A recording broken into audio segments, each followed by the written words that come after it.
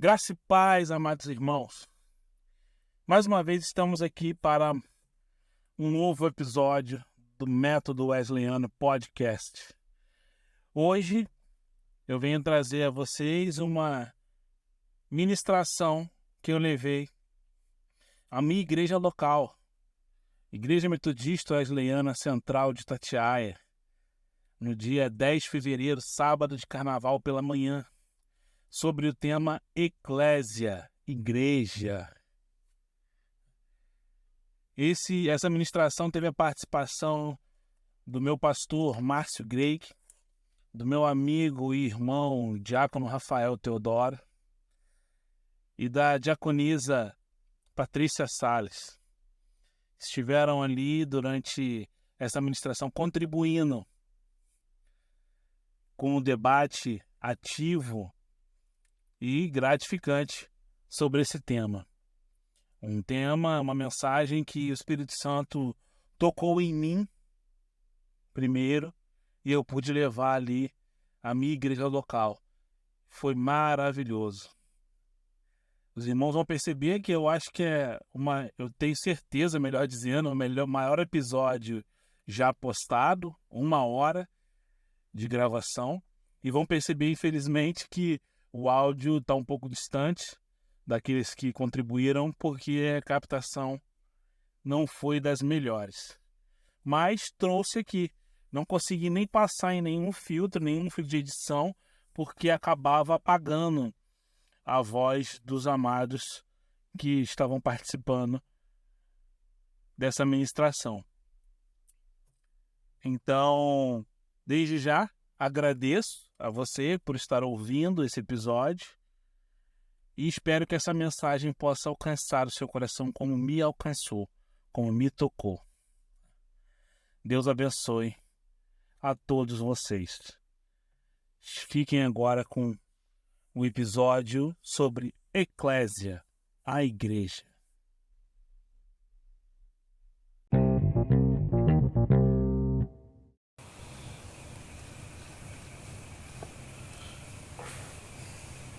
O texto que eu vou usar como base para a gente falar sobre o tema Eclésia é Mateus 18, do verso 15 ao verso 20.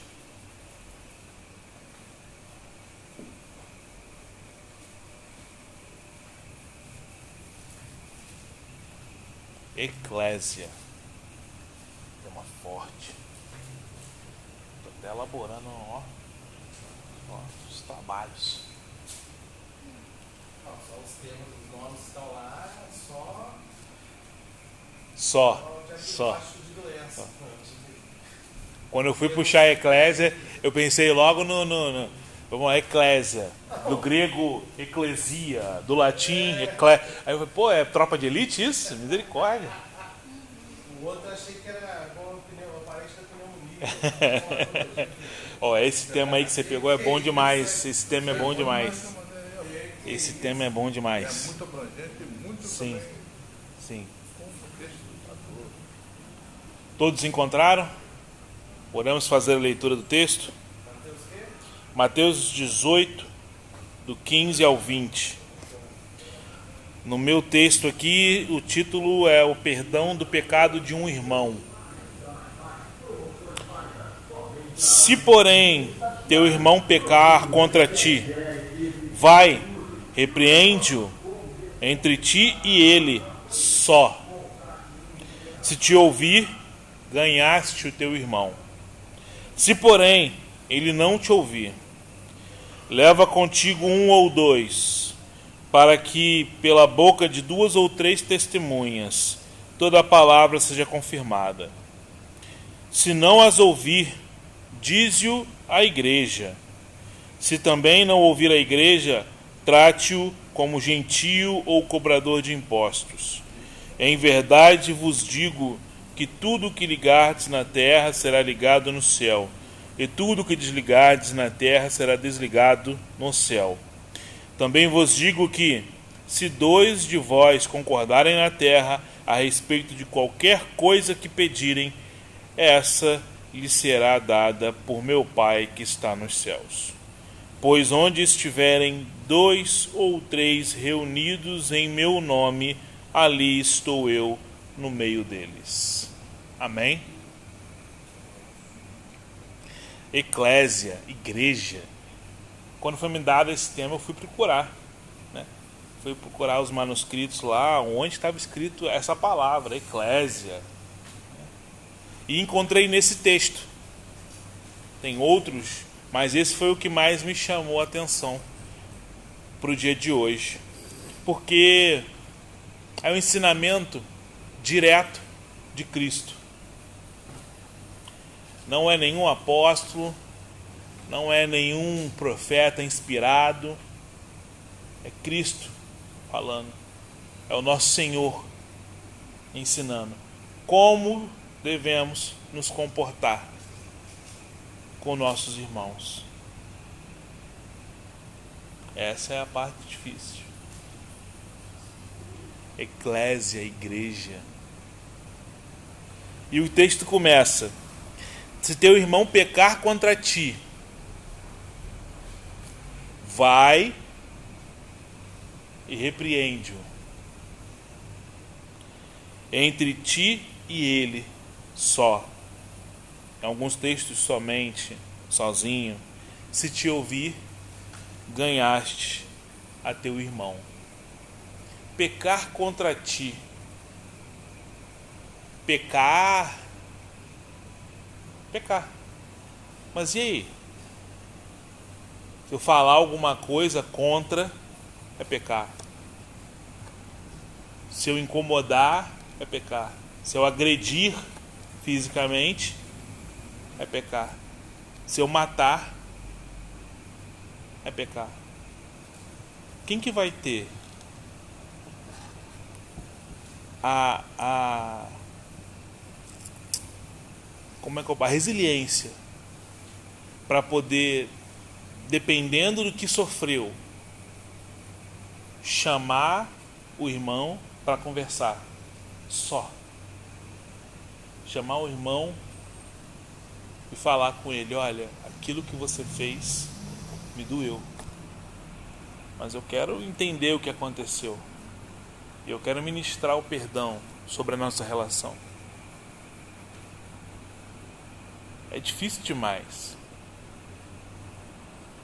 Engraçado que não só esse, mas outros ensinamentos que Jesus vai dar leva diretamente para o mandamento que ele nos deixou: amar o próximo como a ti mesmo. É representar o amor. O que é a eclésia? O que é a igreja? É um ambiente de amor. É um ambiente de união. No final do texto ele diz: aonde 2 ou 3. Vamos tirar o número ímpar, só precisa de 2. Aonde 2 estiverem reunidos e estiverem em meu nome, ali eu estarei presente. Mas para estar unido em eclésia, primeiro você tem que ganhar o seu irmão. Você começa no verso 15 para chegar no verso 20. E aonde começa? Geralmente não existe igreja sozinha. Não existe igreja sozinha. Desegrejado. Não existe desigrejado, não. Porque assim, nesse aspecto aí, quando ele fala, por exemplo, de 2 ou 3, quando eu era pequeno assim, adolescente assim, eu tive dificuldade de entender como que ele não fala um. Né? Porque assim, se 2 ou 3 ele está no meio de 2 ou 3, e um, quer dizer que não está comigo, são, né, na literalidade, só está com esses 2 ou 3, ele está no meio deles, mas comigo ele não está. Se eu não tiver com ninguém, então eu tenho que achar alguém para estar comigo, porque o Senhor está comigo. Mas é a questão da concordância, né?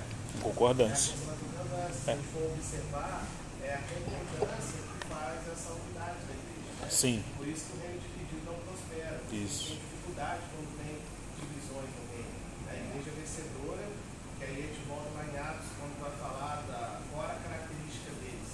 Perseveravam unânimes, ou seja, não tinha divergência, não tinha um puxando do lado, eram juntos, perseveravam juntos aqui, né? Eles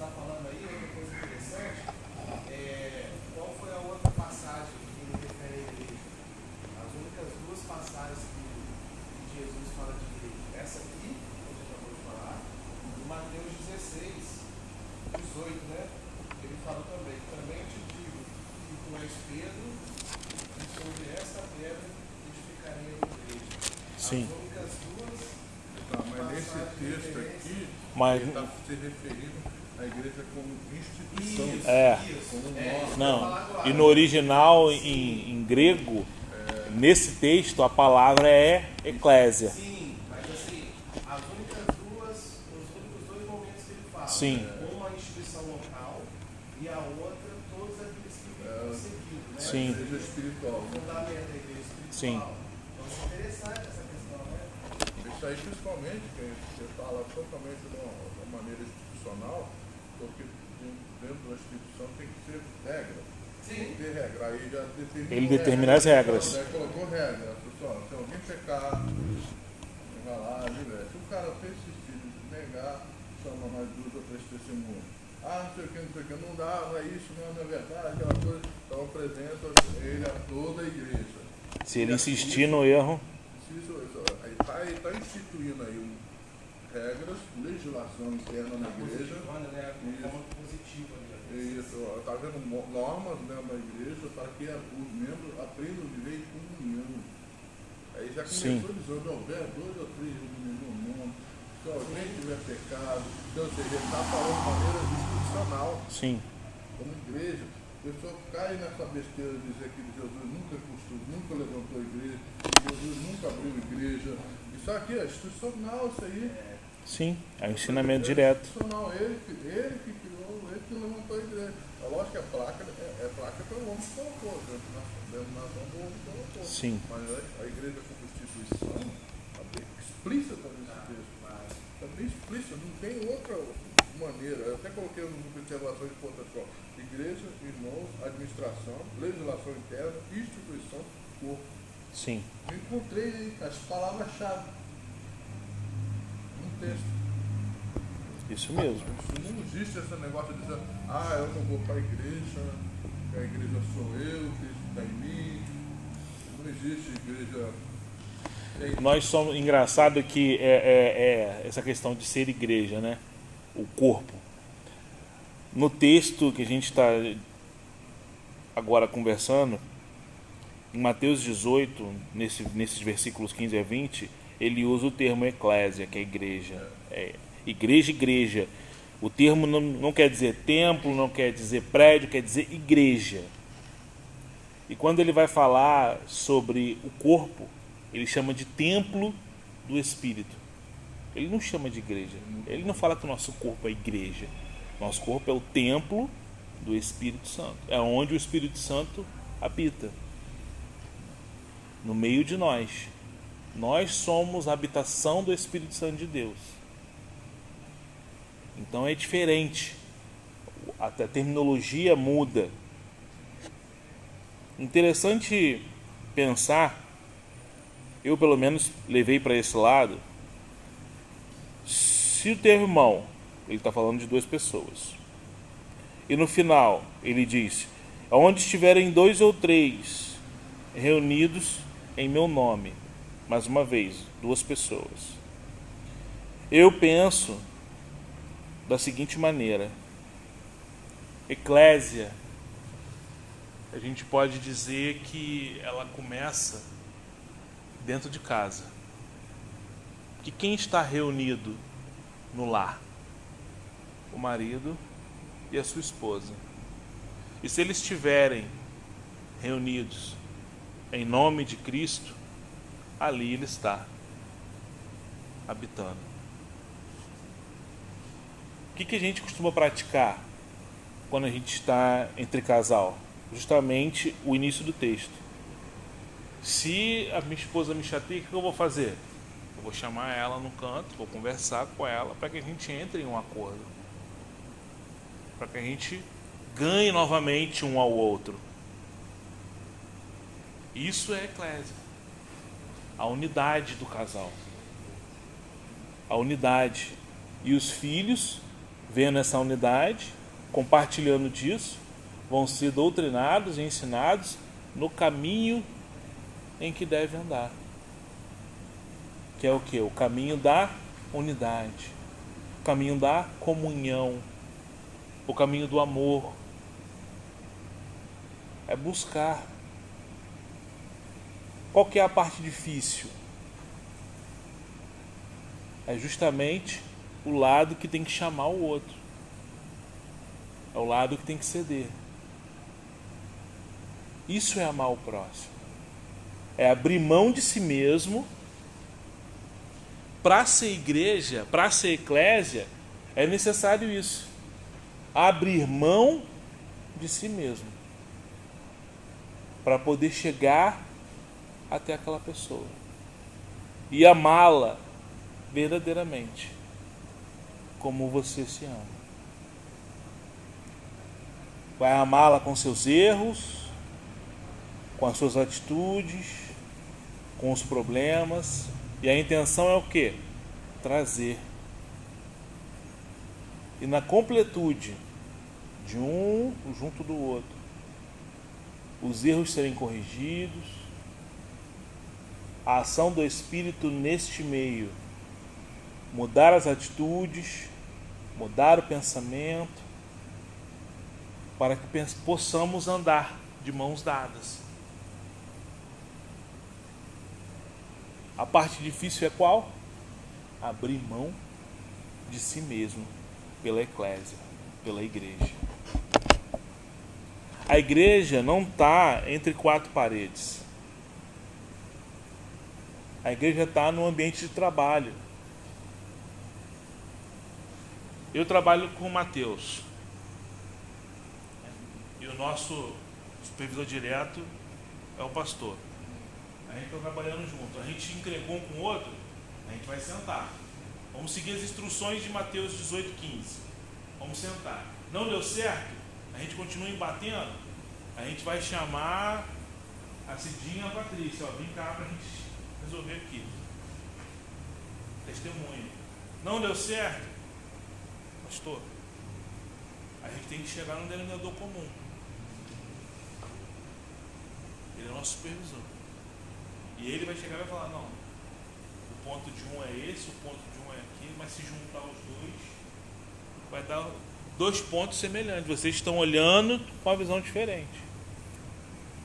Porque a gente tem que evitar, pelo menos é assim que eu penso, que a gente chegue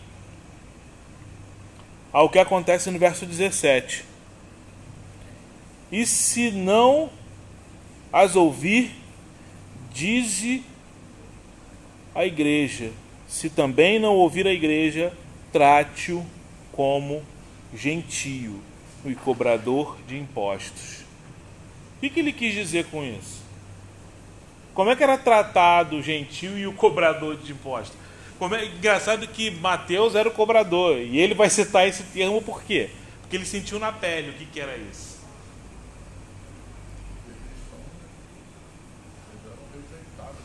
E o preconceito, eles eram expurgados da sociedade. Se você não era judeu, você era ignorado. E se você era um cobrador, você era achincalhado. Então a intenção como igreja, como eclésia, é evitar chegar a esse ponto. A gente não quer tirar ninguém do nosso meio. A gente quer trazer para o nosso meio. A gente sabe que há situações que, infelizmente, a insistência no pecado, o que o torna uma iniquidade, nós, principalmente, quem estamos aqui hoje como liderança, não podemos compactuar, que cairá sobre nós a culpa.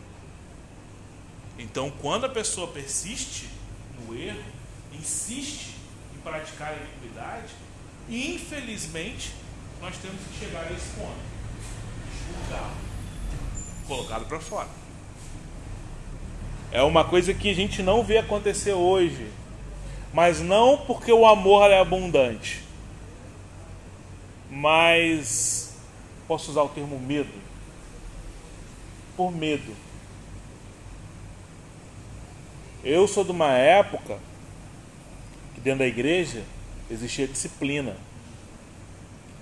Eu tinha 16 anos, por causa de um namoro um pouco mais quente, eu fui disciplinado. Eu saí da liderança dos adolescentes e fui pro banco. Fiquei 6 meses sentado no banco. Não podia participar de nada. E nem por isso me revoltei. Mas hoje, porque eu fui ensinado que é assim que funciona. Mas hoje, se a gente chamar um irmão, né, a quem é devido disciplinar, e falar para ele, não, você vai sair do seu cargo e vai sentar no banco. No outro domingo a gente não vê ele na igreja.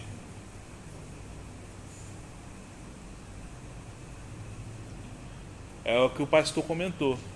O ensinamento que Cristo traz nesse texto, ele não é só espiritual. Ele traz um ensinamento institucional.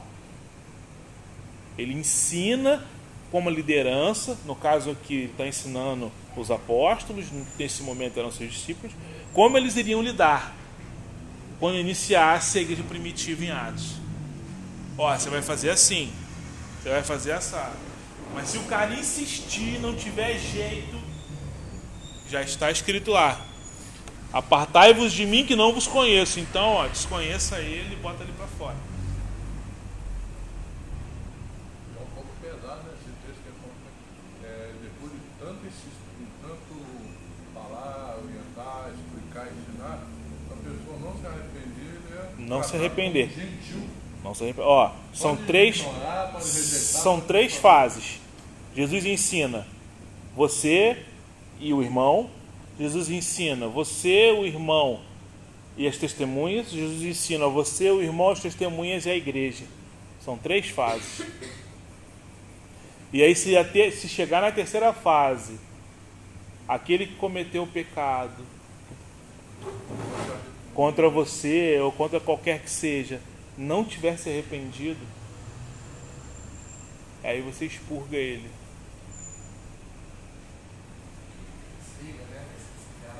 Você expurga ele.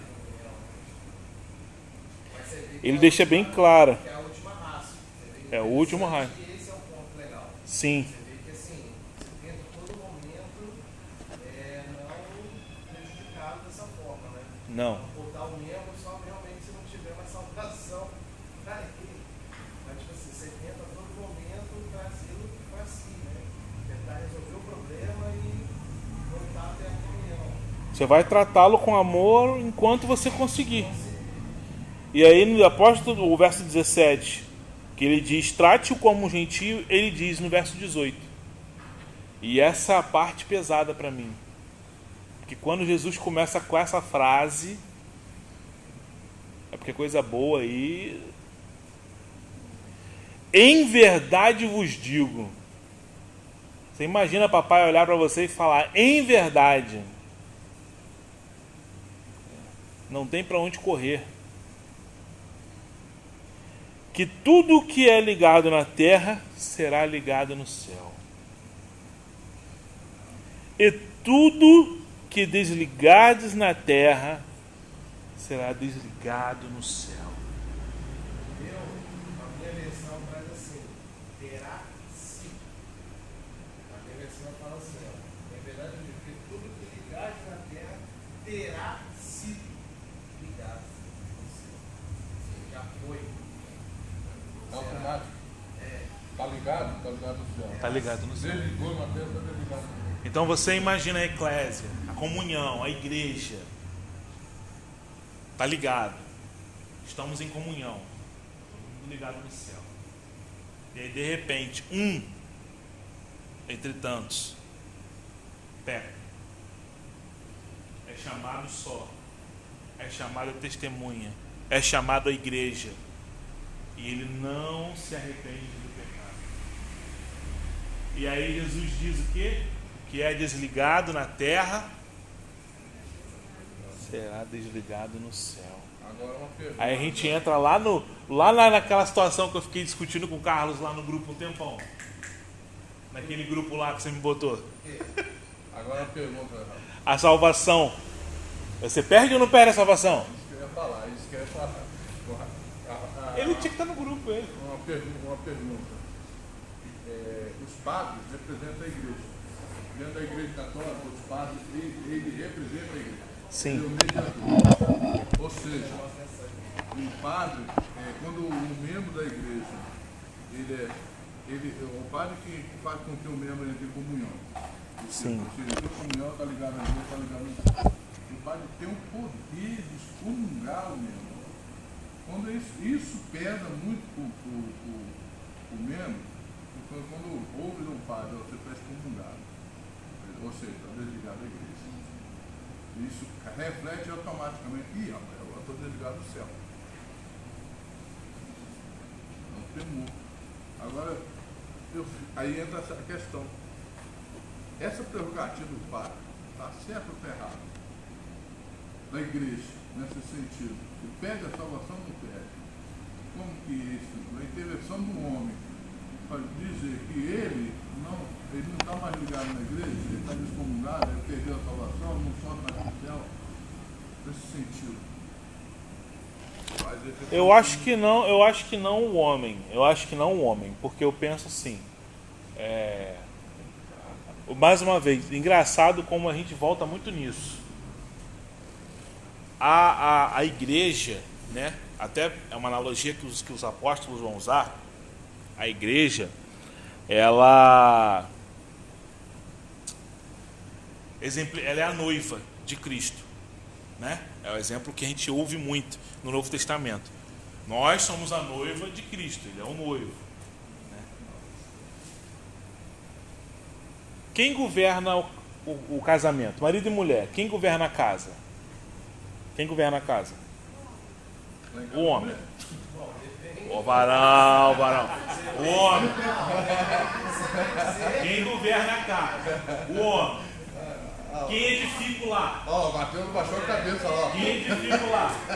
Vai, varão, vamos de Quem governa é o... A última palavra é minha, né, cara? E quem edifica? Sacerdote é o homem. Vamos lá. A analogia que o Novo Testamento usa é o quê? Cristo é o noivo, a cabeça. E a igreja é a... Então, quem governa? Cristo. E a gente faz o quê? Edifica. Então, eu não acho que o homem tem esse poder de excomunhão. Nem o padre, nem o pastor, nem o sacerdote, nem o apóstolo, nem o bispo, quem quer que seja. Porque nós estamos aqui para edificar. Quem governa é Cristo. Só que ele deixa bem claro aqui no texto. Aí a gente entra no âmbito espiritual. Ele deixa bem claro no texto. Se é desligado na terra, será desligado no céu. Mas o desligamento que ele deixa aqui não é o homem desligar um ao outro. É a falta de arrependimento. Em que pese também, não necessariamente significará que ele perderá a salvação. A gente está falando aqui inicialmente de uma ideia centrada, local, institucional. Uma vez que ele chegou a esse nível, ele vai ser retirado. É lógico que ele sabe que se ele não se arrependeu nessas três vias, dificilmente ele vai cair em si para que possa ser novamente religado. Até porque o desligamento aqui ele pode ligar de novo. Né? Isso aí que o Hebreus vai dizer que é impossível aquele que viu a boa obra, que provou dos santos, que de repente caia novamente, retorne, que está ali ressuscitando Cristo pela segunda vez. Nós sabemos que há exceções, que há possibilidade, ainda que raras, há possibilidade. Então eu entendo que esse desligar aqui também pode ser um desligamento momentâneo daquele estado que aquela pessoa se encontra. Eu não entendo aqui que você desligar imediatamente com uma perda de salário. Quando você já acabou, você não tem mais. Então, enquanto houver a possibilidade, né, da graça estando vigorar no reino, há a possibilidade. Agora, eu reconheço que quem está sendo desligado aqui quase nunca retornará. Dificilmente voltará. Mas aí você trouxe uma temática interessante. Você falou sobre a graça. Como arminiano wesleyano que sou, eu entendo que a graça ela é resistível. E que nós, homens, seres humanos, vivemos em depravação total. Então, para ele chegar a esse ponto de recusar as 3 chances que lhe foi dada, ele resistiu à graça e caiu em depravação total. Então, por conta desses 2 fatores, eu compreendo que no verso 18, Jesus diz que ele perdeu a salvação, quando diz que ele foi desligado do céu. Então, que ele foi desligado do céu. Ele não foi há mais- desligado do céu. Eu acho que na verdade não é a gente que desliga, a pessoa mesmo se desliga. Não, sim. Mas A aí pessoa agora se eu quero... autodesliga da comunhão. Sim, Mas sim. agora eu Porque quero fazer ela outro embate. está obstinada no pecado, ela se autodesligou. Foi desligado ou não foi desligado? Quando ele se retira por conta própria, como o pastor falou, ele mesmo escolheu, ele mesmo decidiu me dar a minha parte da herança. O próprio Salomão vai dizer que aquele que antecipa a forma parte da herança, né, não é bem-aventurado, né, tem isso que tem.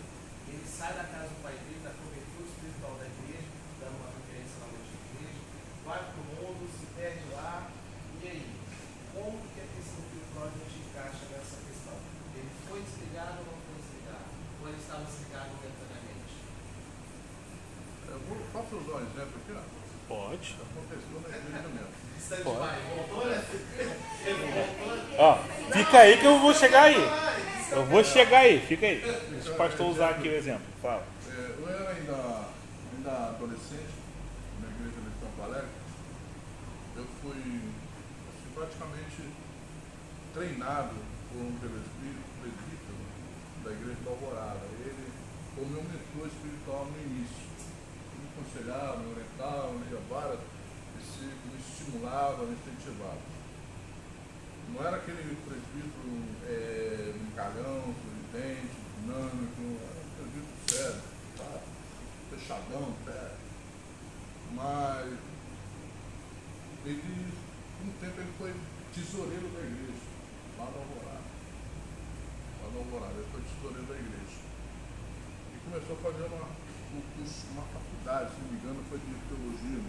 Ele começou a fazer faculdade. E por onde ele ia, tinha uma outra pessoa que ia também fazer faculdade em outro lugar, que era uma mulher. Aí, com ela no mesmo caminho, ele começou a dar carona para ela. 2 meses, só os 2 indo juntos. Ele dava carona para ela. Aí começou a haver rumores que os 2 estavam tendo caso. Aí falaram com a esposa dele, a esposa dele procurou o pastor, estou sabendo que meu marido parece que está tendo caso com uma fulana tal aí. Começou com uma simples carona, mas parece que agora o negócio está meio acontecendo isso. Tá? O pastor chamou ele, fez isso aí, tudo isso aí. Ele era o presbítero, oficial, tesoureiro da igreja, um peso muito grande, né? Uma responsabilidade muito grande. O pastor, na época, chamou ele para conversar em particular e ele negou. Não está nada não. Depois ele chamou ele e a esposa também. Aí a esposa veio, comentou algumas coisas e falou, não, mas tem fulano ciclano que disse que viu isso. Aí o pastor chamou também, depois marcou outra reunião, chamou o irmão, chamou a esposa, chamou mais as testemunhas. E ele continuou negando. Aí o pastor fez isso, reuniu a igreja, fez uma reunião de membros, expôs a situação, explicou para a igreja o que estava acontecendo e já tinha passado por presbitério, chamou os presbíteros, fez reuniões, chamou as testemunhas, aí ele chamou a igreja. Aí pôs a situação de novo, e não fez mesmo, disse que não fez nada de errado, que é tudo normal, coisa toda e tal, não se arrepende, e tudo que. Aí ficou meio esquisito a situação. Aí o que aconteceu? Depois da reunião da Assembleia, o pastor excluiu ele. Tomou uma decisão. Excluiu mesmo. Foi muito difícil, muito doloroso. Até para mim, eu tinha ele como ministro. Foi difícil para o pastor, porque o pastor tinha ele como homem de confiança, gritava muito. Passou um tempo, fiquei sabendo que ele estava fazendo jogo de bicho, jogo de azar, loteria. Logo um mês depois. Eu tinha deixado a esposa. E não voltou mais também. Aconteceu isso que você falou. Não se arrependeu e não voltou para a igreja. Mas foi confirmado que ele estava adulterando mesmo? As testemunhas confirmaram, né? Mas ó, A esposa também confirmou. E o cara junto, jurou de pé junto que não. Tinha mais de 3 pessoas que confirmaram. Que viram, né? uma coisa aqui, tem que tomar cuidado. Isso aí.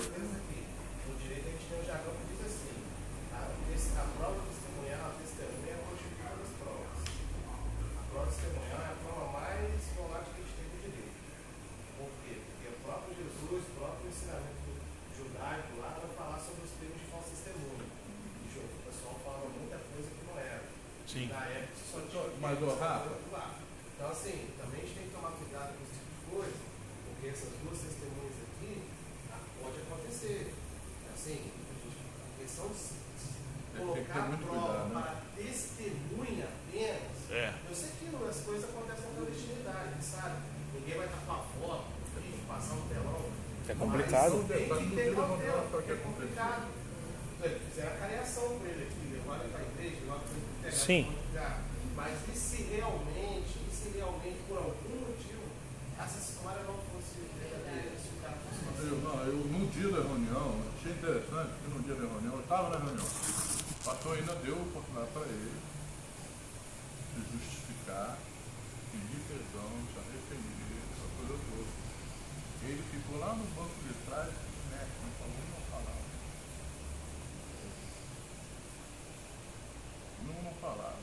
nem exerceu a defesa, não falou nada. Não. Na reunião de membros ele não se manifestou. Ficou quieto. A omissão, Exatamente. ele ficou quieto. Ele não falou uma palavra. Infelizmente o ditado diz: quem cala consente. Não, mas aí que pede o silêncio não pode ser utilizado para moderação. Olha lá. Juridicamente, o silêncio é direito previsto na Constituição. Então, peraí, cara, né? Mas enfim, se o cara não exerceu a defesa. Não, ele não se manifestou. Ele não foi lá na frente, pediu desculpa, por houve um mal entendido, alguém deve ter visto isso, não foi. Ele não se manifestou. Hoje na igreja, até hoje. Ele não se manifestou. Ele ficou inerte. Ignorou a palavra do pastor. O pastor chorou naquele dia. Mas, E um caso de preeminência na igreja, né? Até parte espiritual da igreja. Sim, sim, sim. Voltando lá, Filho pródigo. aonde você chamou. Desligou, vai, ficou ali mais ou menos. Eu sei. Meia energia, não estava. Então, a gente teve até aquele embate lá com o abençoado lá. Só para a dele aqui, irmãos. O grupo que o irmão está falando, para não ser que levado de falso testemunho, e defender aqui nesse método de defesa, é um grupo de irmãos da cidade, várias denominações da cidade, resolveram criar um grupo de teologia, justamente para os irmãos aprenderem mais a palavra, estudar, questionar. Então a gente tem presbíteros, a gente tem pastores da cidade, né? Quem porventura gostar dos temas, quiser entrar no grupo, dá muito debate, né? Olha que até alguns até se exaltam, né? Sim. Mas a gente discute tudo que a gente discute teologia, miniana, calvinista, pré-tribulacionista, pós, vai ter salvação, vai. Então, assim, isso que ele está falando é disso, porque o grupo, assim, tem alguns irmãos com uma vertente mais xiita, né? Então, acaba gerando esses embates. Então, assim, se os irmãos quiserem participar, está aberto. Não é o grupo seleto da igreja, é o grupo interdenominacional. Isso aí. Sobre o filho pródigo, né? Perder ou não a salvação. O caso aqui que foi relatado pelo pastor.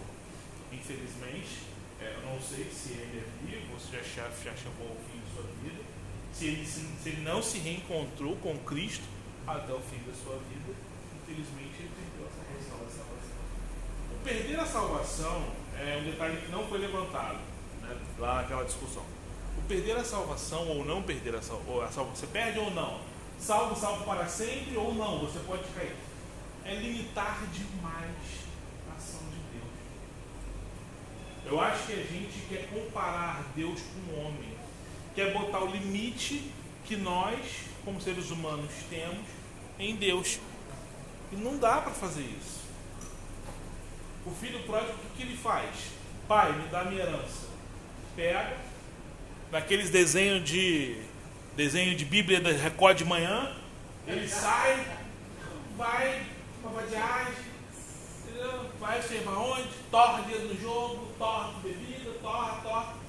Ele vai parar onde? Na sarjeta.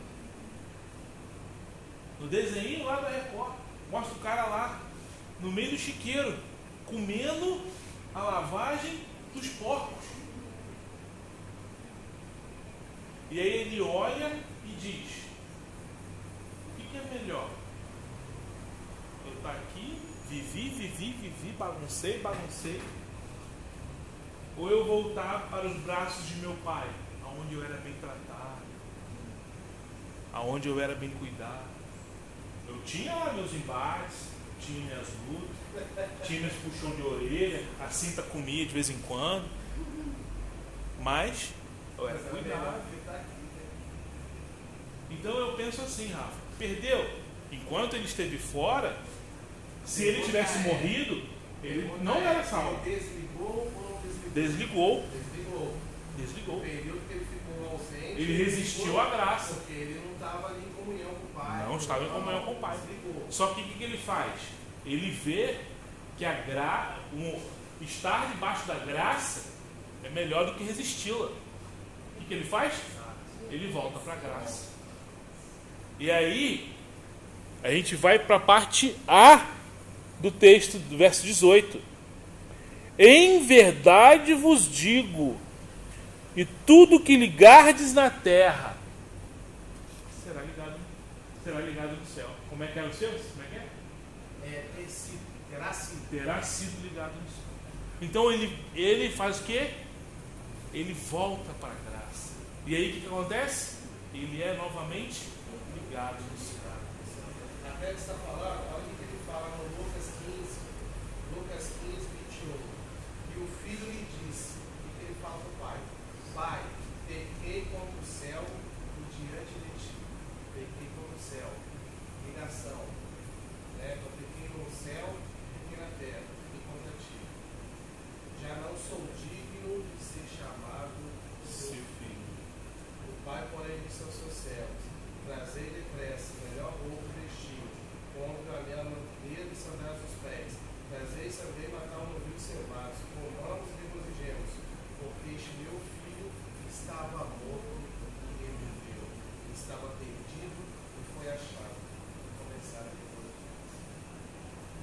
Isso aí quebra toda a limitação, mostra a onipotência do Senhor.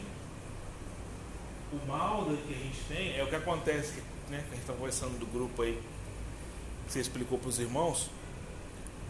Por que o abençoado lá ficou? Não, porque é escolhido. Não, porque ele quer limitar, ele quer botar Deus dentro de uma redoma e falar: não, Deus trabalha dentro desse limite aqui. Tá? Passou desse limite aqui, Deus não trabalha. Não existe isso. É ilimitado.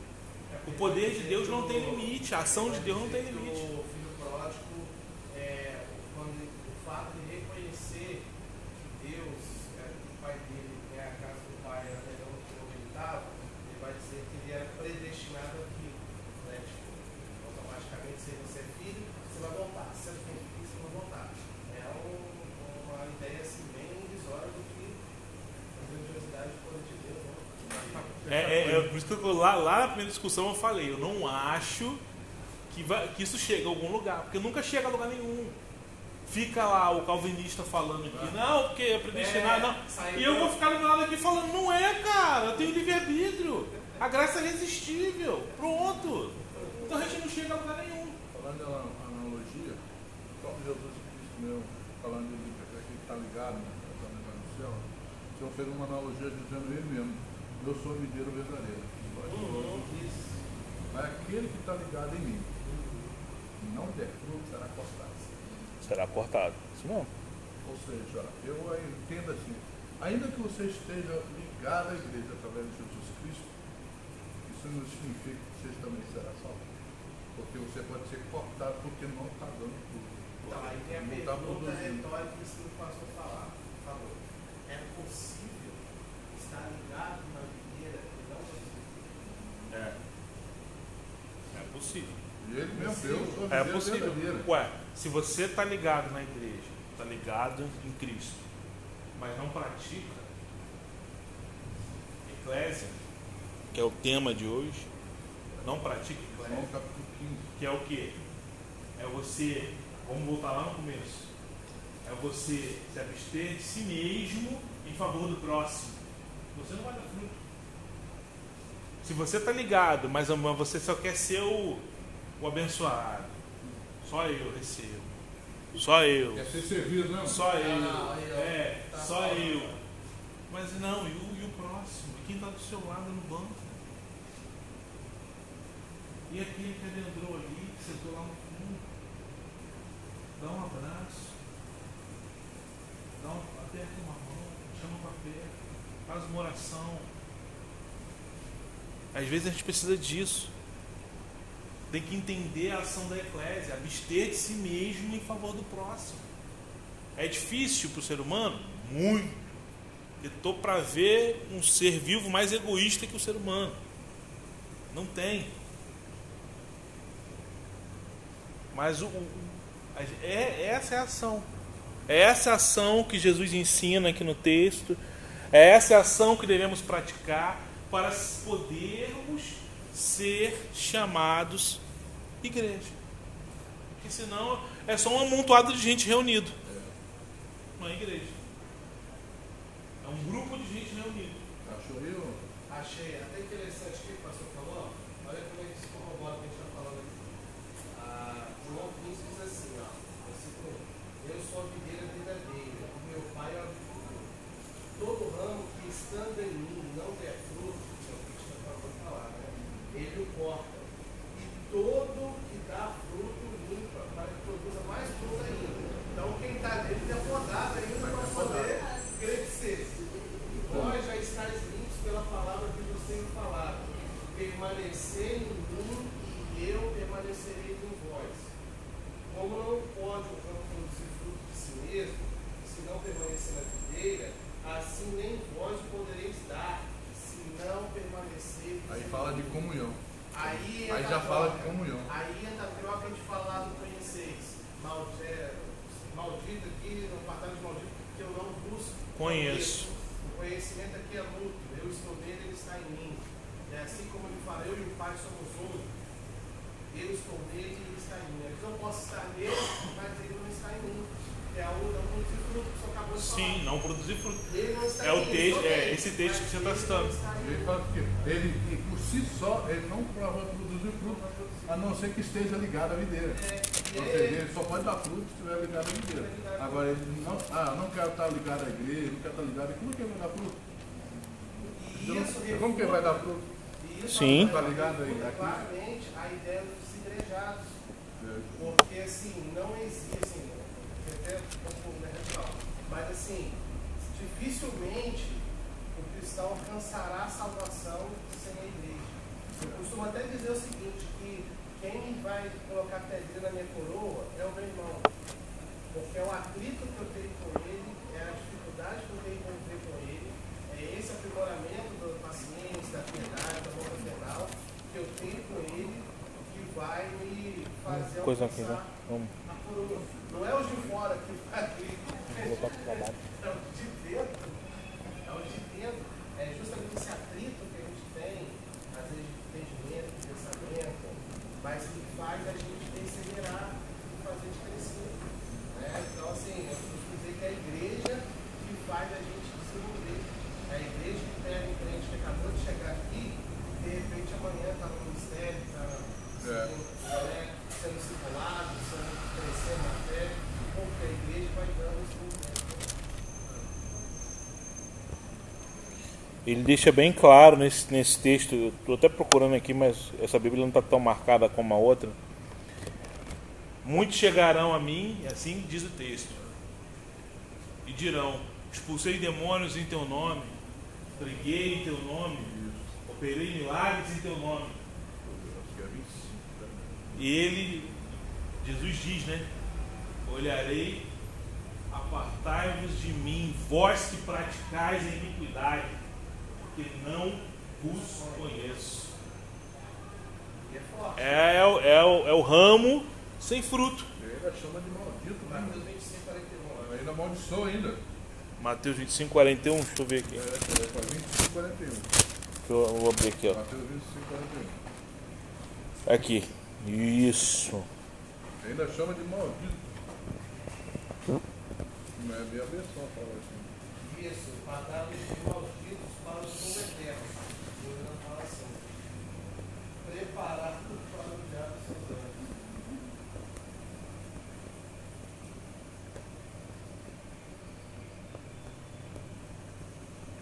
Apartai-vos de mim, maldito, para o fogo eterno, preparado para o... Não, ainda não é esse não. Não é esse não.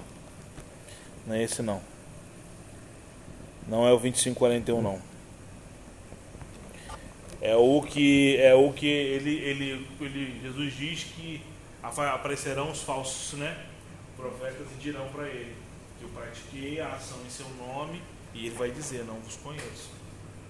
É justamente E essa, mesmo que essa não seja a referência, a resposta que ele dá aos discípulos aqui é vinculada à igreja. sim, Né? sim. Quando que eu negligenciei? Quando não deixe comer, tive fome, deixe beber, sede, tive frio, mostrando exatamente essa questão que a gente está falando, né? Dessa empatia, da questão da ação social, de ajudar os que precisam. Essa é a parte difícil. Eclésia, igreja, essa é a parte difícil. A resiliência. Diminuir em prol do próximo. A gente não quer fazer isso. Mateus 24. A gente muitas vezes não quer diminuir em prol de quem é do mesmo sangue, quanto mais quem você não conhece. 24.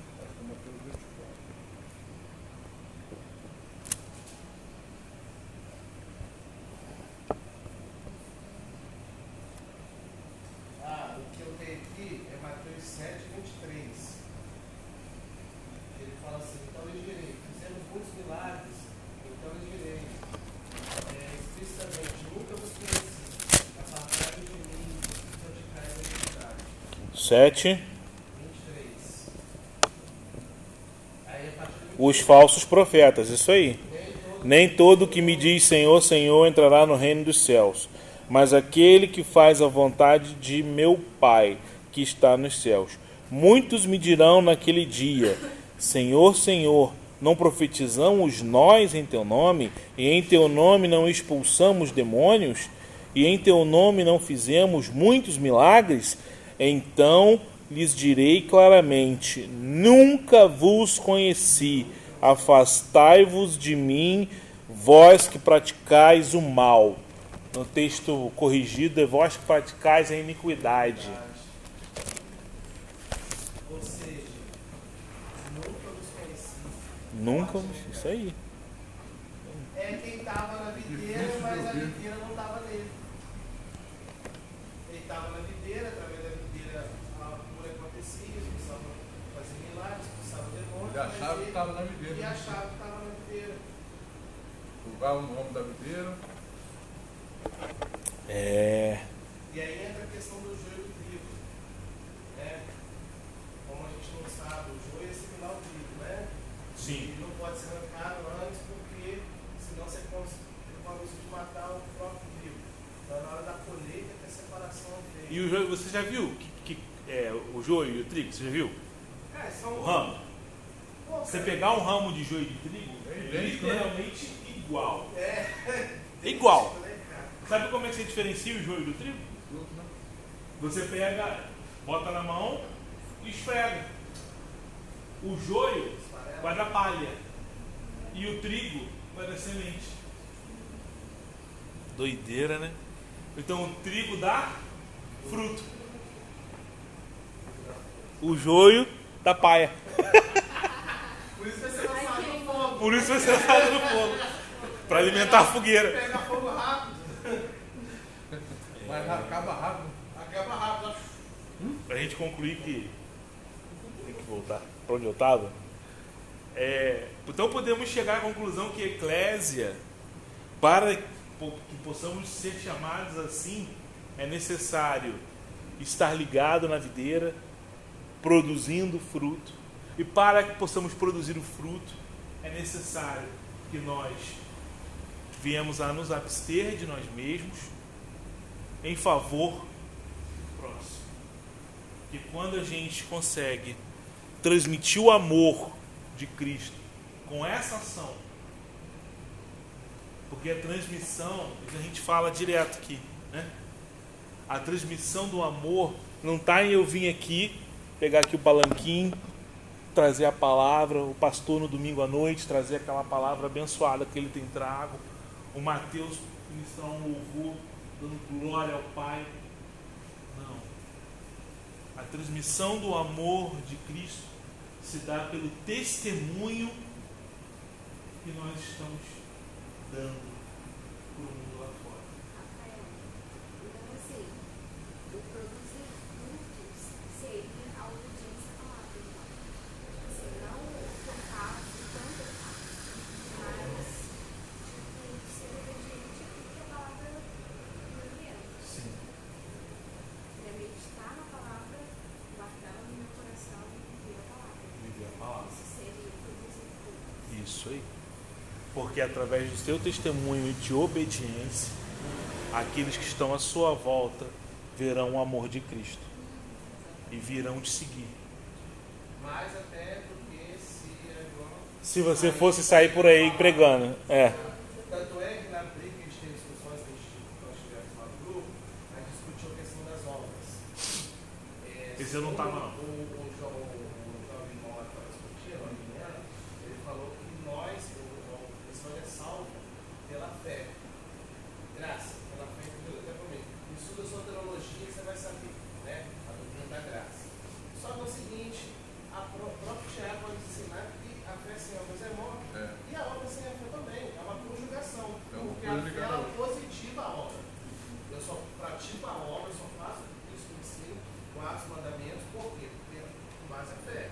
Não tem como acessar as obras sem a fé. Sim. A gente dá um exemplo que a gente fala disso, os progressistas. Uma própria Jesus mesmo atingem as disse. obras, mas eles não têm a fé. Sim. Em Cristo, a caridade não O são próprio Jesus mesmo disse que aquele que ouve as minhas palavras e as pratica Pratica. é semelhante ao homem que constrói a casa sobre a rocha. Sobre a rocha. Aqueles que ouvem as minhas palavras e praticam. Ele está falando que obras não são referência de nada.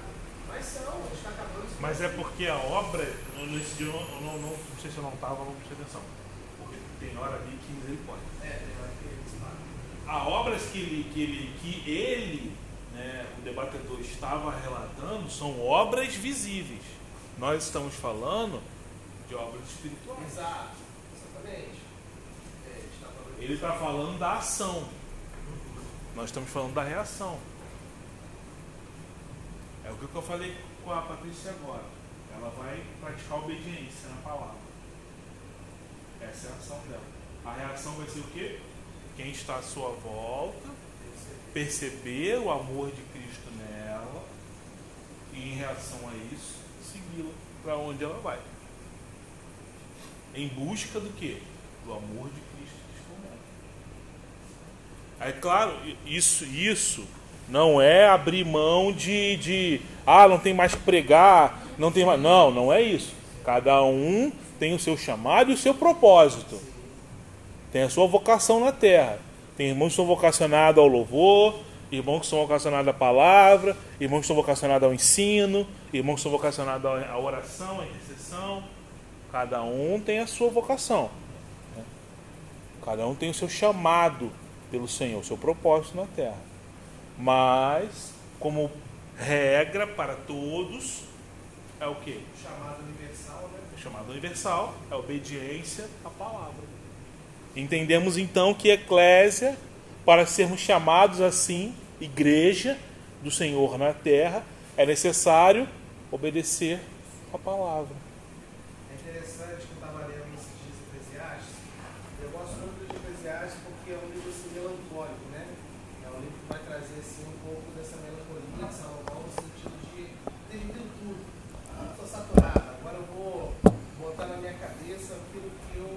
da vida. E o final do capítulo 2, ele fala, né, de tudo que vivi, a soma é, né, obedeça ao Senhor, teme ao Senhor e guarde os seus mandamentos. Ou seja, de tudo que eu vivi, tudo que eu posso, o que eu posso trazer de resumo na vida do cristão, né, teme ao Senhor, meu ponto, né, respeite a Ele, tenha referência a Ele e obedeça os seus mandamentos.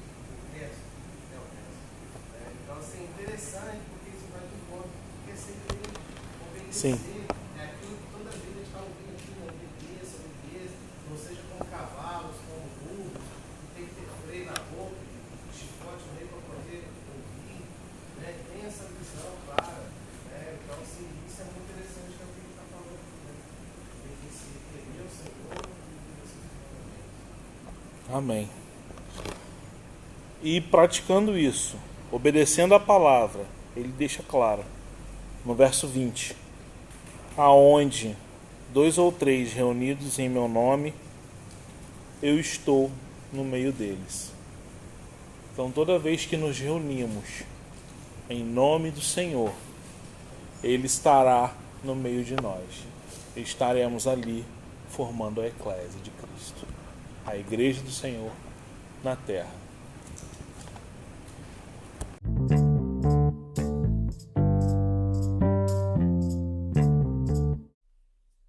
Voltei. Vim aqui no fim desse episódio para divulgar a vocês, ouvintes, mais um projeto que o Senhor colocou no meu coração. Acabei de publicar meu primeiro e-book, que tem como título Quem Somos? Uma breve história da Reforma Protestante. É um breve resumo simples e objetivo contando um pedaço da história que mudou a religião cristã no mundo. Ele está disponível na Hotmart e o link está na bio do podcast, no Spotify, na Amazon Music e no YouTube. Sim, no YouTube. Nosso canal está a todo vapor. Os episódios que eram antes publicados no Google Podcast agora estão disponíveis no YouTube. Então você pode, além de nos ouvir no Spotify ou no Amazon, pode acessar no YouTube lá, Método Wesleyano Podcast, e você terá acesso a todos os episódios que já foram publicados. Vá lá no link, clique, compartilhe, veja o nosso livreto que está disponível e você também vai participar do nosso Clube Hotmart, né? O Eclésia, aonde periodicamente eu estarei disponibilizando novos textos, novos temas, falando sobre aquilo que for proposto, tanto no podcast quanto por vocês. Existe uma enquete lá, o que você achou desse episódio no Spotify. Clica lá, comenta, faz um comentário, pode colocar lá o que você gostaria de ouvir, sobre qual tema você gostaria que eu falasse. No YouTube é a mesma coisa, vai lá e comenta aquilo que você gostaria que eu trouxesse, alguém que você gostaria de ouvir falando, e eu posso procurar. Tá? Estamos aqui para poder trazer o melhor para o público que ouve esse podcast, tá? E alcançar o máximo de pessoas com a palavra. Então, por isso eu te peço, compartilhe com o máximo de pessoas possível. Não só um episódio, mas o link do canal em geral.